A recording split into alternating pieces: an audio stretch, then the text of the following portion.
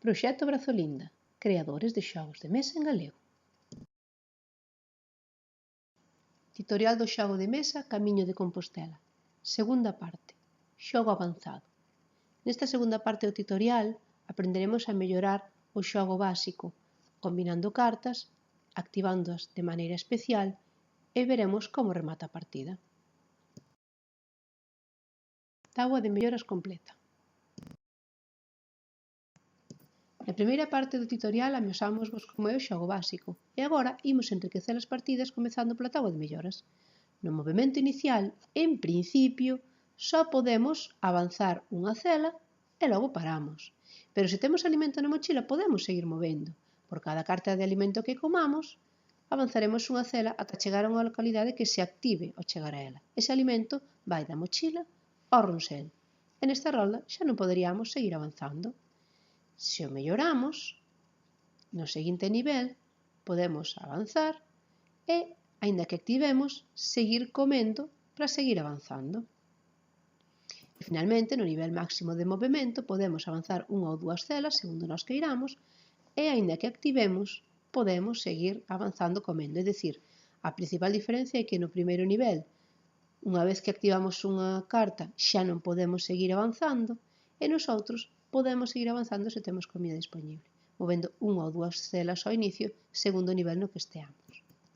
Con respecto ao alcance, no nivel 0 podemos activar as cartas que estean antes ou despois da nosa localidade sen movernos dela. No seguinte, podemos activar ata dúas celas de distancia. Se temos esta activada e activamos esta, podemos activar esta outra, non poden quedar ocos polo medio. E no seguinte nivel podemos activar en cadea todas as cartas que queiramos, sempre cantas teñamos disponibles, pero sen deixar ocos polo medio. Non podemos activar unha cela, saltar unha e activar a seguinte, sempre cando sexa a distancia.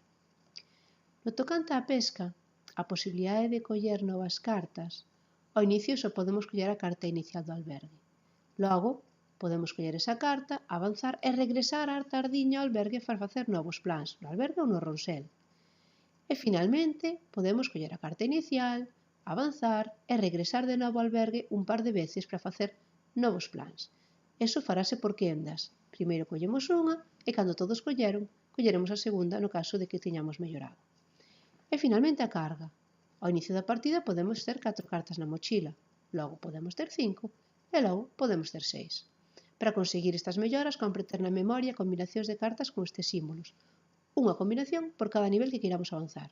2 de alimento para o movimento, 2 de natureza ou fortaleza ou personaxe no alcance, eleximos a parella que queiramos. Na pesca tamén podemos facer calquera destas dúas parellas.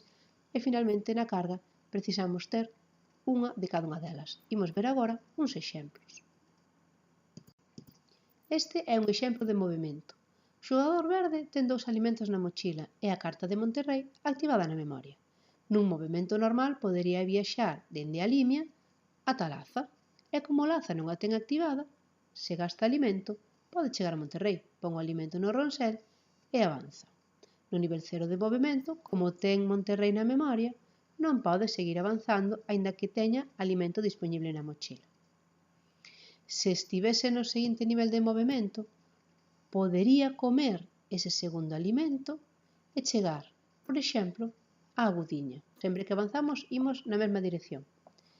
E no seguinte nivel de movimento, podería nun inicio mover unha ou dúas celas, segundo queira, pode vir para aquí ou facer así. E, se ten alimento se lle interesa, seguir comendo. E agora imos ver un exemplo de alcance. No inicial podemos activar localidades que estean a unha cela de distancia de nós, para diante ou para atrás. No seguinte, 2. E no terceiro non hai límite, sempre e cando, en calquera dos casos, teñamos as cartas disponibles. Neste exemplo, o xogador verde ten Agudiña, Monterrey e Sanabria na súa mochila. No movimento inicial pode avanzar de Laza a Monterrey e activar Monterrey.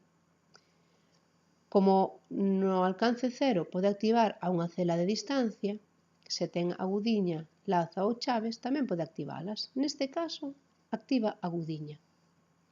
E no seguinte nivel de alcance, no nivel 1, como neste caso xa ten activada Agudiña, pode ver xa dende lonxe Sanabria e retelo na súa memoria, activando esa carta.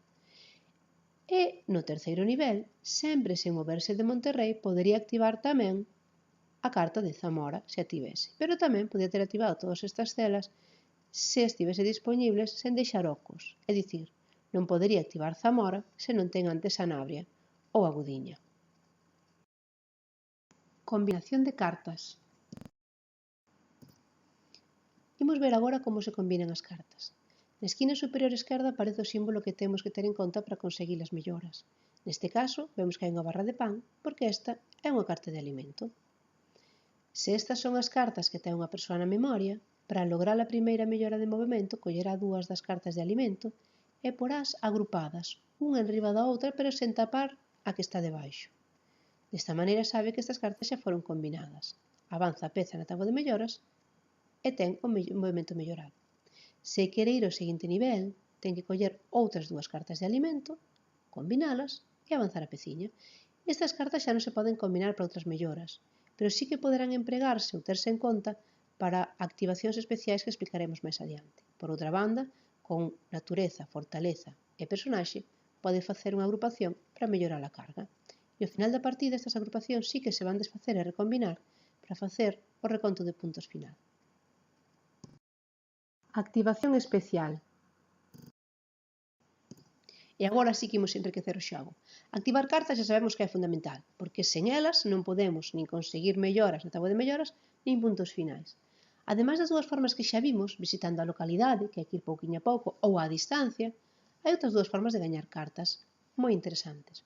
Unha delas é especializándonos. Se temos curiosidade por unha temática, neste caso, polo alimento, con 3 cartas de alimento na mochila, podemos conseguir unha desas cartas, botar as fotos no ronsel e desta maneira acceder a localidades ou camiños aos que non poderíamos acceder de outra maneira porque nos quedan moi longe.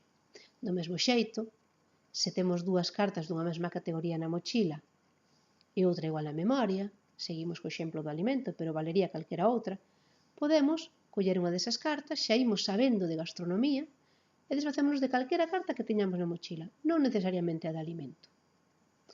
E, finalmente, unha terceira forma de conseguir cartas por especialización é cando xa somos realmente expertos nunha temática, tendo 3 cartas iguais na nosa memoria, coñecendo xa ben a gastronomía do lugar, e outra na mochila, automáticamente, sen penalización, conseguimos esta cuarta carta que queda na nosa memoria. Por outra banda, tamén poden conseguirse cartas chegando a Compostela. Cando unha persoa chega por primeira vez a Compostela co seu camiño completo, no exemplo non está, pero imaginemos que o amarelo ten todas as etapas activadas, pode elexir un camiño, o que queira, dos que están á vista, e activar automáticamente todas as cartas que xa disponibles dese camiño. Imaginemos que escolle o camiño portugués, que é o verde.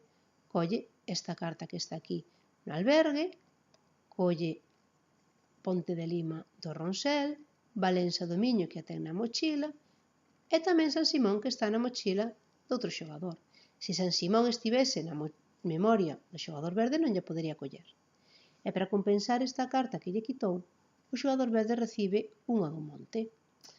Isto non se entende como que lle roubou unha carta, senón que o xogador verde compartiu co amarelo os seus coñecementos, faloulle tamén dese lugar, que o amarelo xa sinte ese lugar como seu.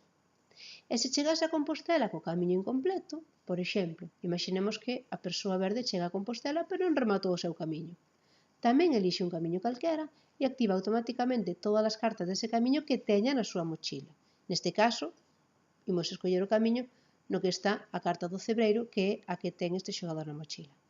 Se houbese cartas á vista deste camiño no albergue, no ronsel ou nas outras mochilas, pasarías a súa mochila á espera de ser activadas, sempre e cando teña capacidade suficiente nela.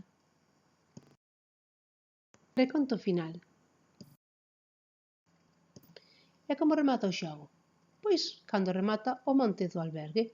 Nese momento, pódese seguir xogando sempre e cando as accións leven a algo. Pódense coller máis cartas, se as hai dispoñibles, que sexan útiles para activar ou para combinar, pódese seguir movendo, se no movimento activamos ou chegamos a Compostela, e cando ninguén máis pode facer nada, remata o xogo. Esta parte sí que se vai facendo por quendas de maneira ordenada. Agora facemos un reconto de puntos, primando que haxa moitas cartas de moitas cores diferentes ou moitas cartas dunha mesma temática, é dicir, que nos movéramos por toda Galicia ou que nos especializásemos nalgunha característica. Neste exemplo, que podería ser a memoria dunha persoa, hai 4 cartas agrupadas de cores diferentes, que son diferentes camiños, que ten unha puntuación determinada, 3 cartas dunha mesma temática e outras 3 cartas que teñen a mesma temática, pero ademais cores diferentes. 4 cartas iguais dan 6 puntos, 3 cartas iguais dan 3 puntos e neste caso ten 3 puntos por gastronomía e 3 por diferentes cores. E as cartas que sobran, que están aquí arriba, non nos serven para nada. Desbotámolas. A persoa que máis puntos teña, que se irá marcando no tabuleiro ao redor do mapa de Galicia, enténdese que é quen mellor aproveitou a viaxe, falou con máis persoas, probou máis alimentos, visitou máis lugares. Esa persoa colle 5 das súas cartas. En principio, a idea é coller o grupo máis numeroso, pero vos podedes coller o que queirades. E, se non chegan as cartas, complétase. E ordénanse segundo o numeriño que aparece aquí. 4, 24, 48, 52, e como precisamos outra carta, imos coller, pois, esta mesma. Con estas 5 cartas, crea un relato. Contanos como foi a súa viaxe. Se sabe cousas dos lugares, pode contalas, e se non, inventas. A idea deste xogo é non só percorrer Galicia xogando polo tabuleiro, senón tamén aprendendo cousiñas destes lugares. E se alguén ten información que queira aportar, é benvida. Libro de debuxo. E ata aquí este tutorial. Aínda que fomos contando moitos detalles a ter en conta, veredes que xogando o xogo é moi sinxeliño. Cada partida que xoguedes serviravos para xestionar mellor as cartas e aprender cales son as máis adecuadas. Pero gustaríanos pensar que tamén podemos axudar a enriquecer ese contiño final, no que primará por suposto a imaxinación, pero no que pouco a pouco poderedes ir introducindo novos coñecementos.